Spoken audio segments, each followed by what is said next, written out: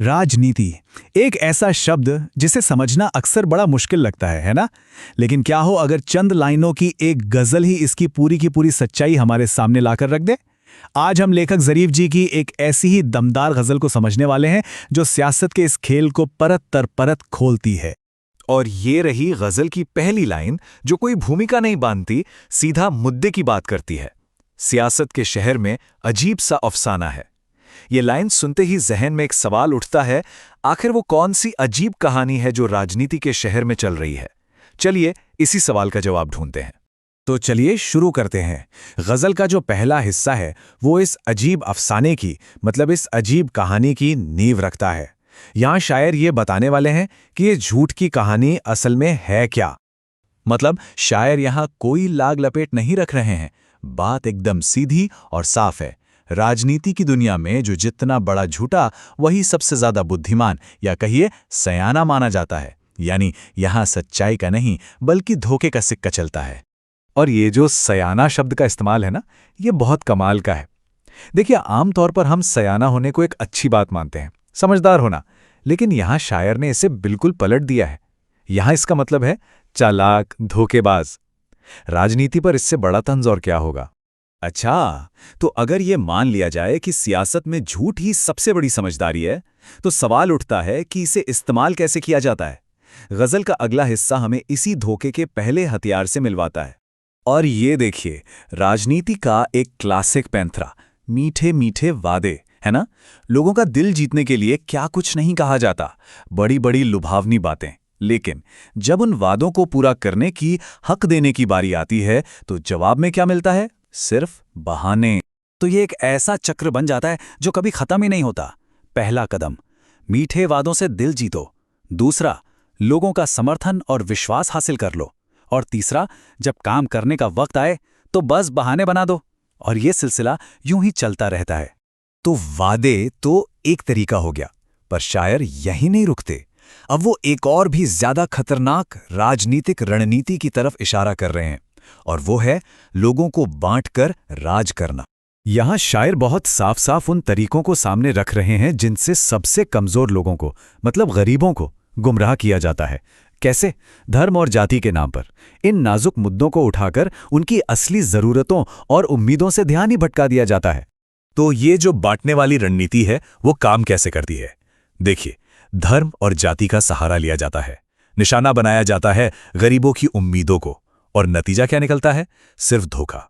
असली मुद्दे कहीं पीछे छूट जाते हैं। तो झूठे वादे हो गए, बांटने की राजनीति हो गई, लेकिन इस पूरे खेल का इंसानी रिश्तों पर क्या असर पड़ता है? गजल का अगला हिस्सा इसी की बात करता है, इसकी मानवीय कीमत की। वाह, क्या लाइन है। यहां शायर सत्ता की उस भूख की बात कर रहे हैं जो रिश्तों को भी खा जाती है। मतलब एक कुर्सी के लिए वफादारी, दोस्ती, सब कुछ कुर्बान। जो कल तक जिगरी दोस्त था, आज सत्ता की इस दौड़ में एक अजनबी बनकर रह गया है। और ये बदलाव कितना गहरा और दुखद है वो यहां साफ साफ दिखता है। एक तरफ कल का दोस्त और दूसरी तरफ आज का बेगाना, और वजह सिर्फ एक कुर्सी। चलिए अब हम गजल के आखिरी शेर पर आते हैं, जिसे मक्ता भी कहते हैं। और यहीं पर शायर पूरी राजनीतिक व्यवस्था पर अपना अंतिम और सबसे शक्तिशाली फैसला सुनाते हैं। मक्ते की खास बात यह होती है कि शायर अक्सर इसमें अपना नाम या तखल्लुस इस्तेमाल करता है। तो यहां ज़रीफ का नाम आना मतलब ये उनकी अपनी एक निजी टिप्पणी है कि भाई ये सियासत भी क्या अजीब खेल है, एक ऐसा खेल जहां सच को हारना ही पड़ता है। और गजल का जो सबसे शक्तिशाली, सबसे यादगार संदेश है वो इसी एक लाइन में सिमट जाता है, झूठ को ताज पाना है। मतलब सियासत का मकसद सच को जिताना नहीं बल्कि झूठ को ताज पहनाना है। एक तरह से यही इस पूरे खेल का निचोड़ है। तो कुल मिलाकर इस पूरी गजल से क्या बातें सामने आती हैं? पहली कि राजनीति में धोखे को ही चतुराई माना जाता है। दूसरी कि इसके हथियार हैं मीठे मीठे वादे और समाज को बांटने वाली बातें। तीसरी कि सत्ता की दौड़ में अपने भी पराये हो जाते हैं। और आखिर में जो सबसे अहम बात है कि अंत में जीत हमेशा झूठ की होती है, सच की नहीं। तो ये गजल हमें एक बहुत बड़े सवाल के साथ छोड़ जाती है कि अगर इस खेल में सच हार जाता है, ऐसी रचना जो राजनीति के झूठ पर सच का शेर बनकर दहाड़ती है, शुरुआत ही देखिए कितनी दमदार है। पहले ही लाइन में एक सीधी टक्कर का ऐलान है। एक तरफ झूठ का तराना, मतलब वो एक मुनज़्ज़म शोर जो पूरी की पूरी सियासत में गूंज रहा है, और ठीक उसके सामने कौन खड़ा है? सच का दीवाना। वो अकेला है, जुनूनी है और अपनी सच्चाई की राह पर अड़ा हुआ है। बस यहीं से शायर ने सच और झूठ की उस असली लड़ाई की नींव रख दी है जिसे वो हमें दिखाना चाहते हैं। अच्छा, तो सवाल ये उठता है कि सियासत का ये जो झूठ है, ये आखिर काम कैसे करता है? कैसे ये इतना असरदार हो जाता है? शायर ना इसकी एक एक परत खोलकर हमारे सामने रखते हैं। ये धोखे का पूरा ताना बाना बुना कैसे जाता है? तो चलिए इसके एक एक धागे को पकड़कर समझने की कोशिश करते हैं। तो सबसे पहला हथियार क्या है? झूठे वादे। शायर कहते हैं कि भोले भाले लोगों के दिलों को बड़े बड़े लुभावने वादों से बहलाया जाता है, लेकिन, और ये बहुत ज़रूरी है, गज़ल का असली जोर इस बात पर है कि हर झूठ के पर्दे के पीछे ना सच्चाई कहीं ना कहीं छिपी होती है। वो अपना ठिकाना बनाकर बैठी है, बस उसे खोजने वाली नज़र चाहिए। यहां पर देखिए, ये उस शेर के दो चेहरों को बिल्कुल साफ साफ दिखा रहा है। एक तरफ तो हैं वो चमकते दमकते सियासी वादे जिन्हें सिर्फ लुभाने के लिए गढ़ा गया है, और दूसरी तरफ वो छिपी हुई हकीकत, वो सच जो इन्हीं वादों के बोझ तले कहीं दबा हुआ है।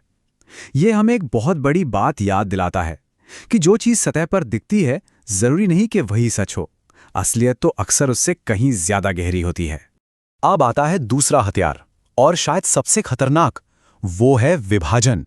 शायर यहां बिल्कुल सीधा निशाना साध रहे हैं उन लोगों पर जो मजहब और जात के नाम पर समाज में आग लगाने का काम करते हैं, और फिर वो एक ऐसा तंज कसते हैं जो सोचने पर मजबूर कर देता है कि नफरत फैलाने वाले ये लोग इंसानियत के असली खजाने से कितने कितने अनजान हैं।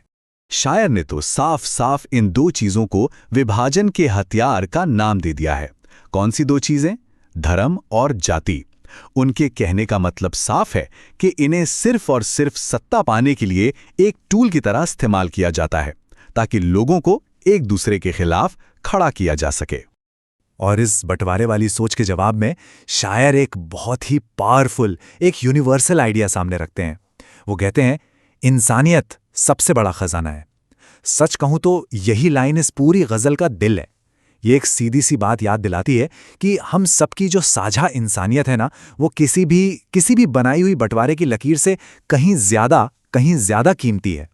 यहाँ शायर सियासत के और कड़वे सच की तरफ इशारा करते हैं, और वो है सत्ता के लिए बदलती वफादारी। वो कहते हैं कि जो रिश्ते कुर्सी की हवाओं के साथ ही बदल जाएं, समझ लीजिए वो खोखले हैं। उनकी जो बनावटी कहानी होती है ना, वो ज्यादा दिन नहीं टिकती। वक्त तो उनका असली चेहरा दुनिया के सामने लाकर ही रहता है। तो क्या इसका मतलब ये है कि झूठ हमेशा जीतता रहेगा? गजल का जवाब है, बिल्कुल नहीं।